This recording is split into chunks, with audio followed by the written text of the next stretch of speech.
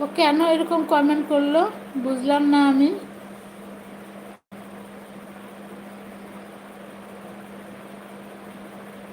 এ সম্পর্কে কি হয়েছে? আমার এখানে শুধু কি, কেন আরিস ফোন দাও তো, সম্পর্কে কি হয়েছে?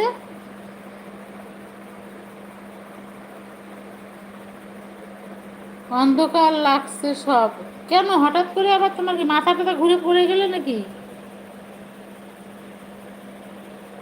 ও ফোনের স্ক্রিন।